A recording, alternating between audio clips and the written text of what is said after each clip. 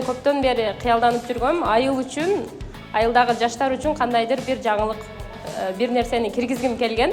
Анын негизинде биз жаштар медиа борбору аттуу өзүбүздүн долбоорубузду жазып, бүгүнкү күндө ишке киргизип иштетип аткан учурубуз. Проонун каржылоосу менен биздин Добуш коомдук фонду окуу уюштуруп, ошол окуулардан өтүп келип, биз ал окууларда долбоор жазганды үйрөндүк.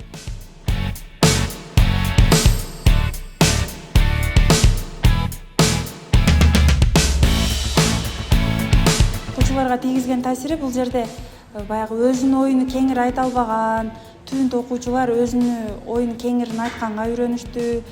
Бул долбоордун дагы бир өзгөчөлүгү кыздарды санарип ыкмаларга тартууга көмөктөшүп жатабыз.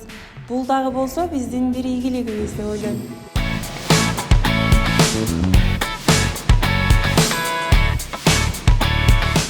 Жаштар медиа борборуна келелектен мурда кичине тартынчаак болчумун. Көп адамдардын арасында сүйлөй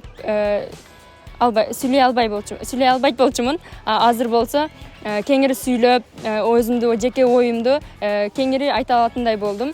Анткени мен биринчи жолу камераларды кармап үйрөнгөнүмдө мен сездим, канткенде мен өзүмдүн ой пикиримди кантип айтам, жеткирем. Буну бизге өзүбүзгө өткөн мугалимдер дагы жардам берди. Азыр ушинтип кеңири сүйлөдү үйрөндүм десем да болот. Келечекте Кыргызстан менен башка мамлекеттердин ортосунда мамилелерди бекемдейм деген кыялдарым бар.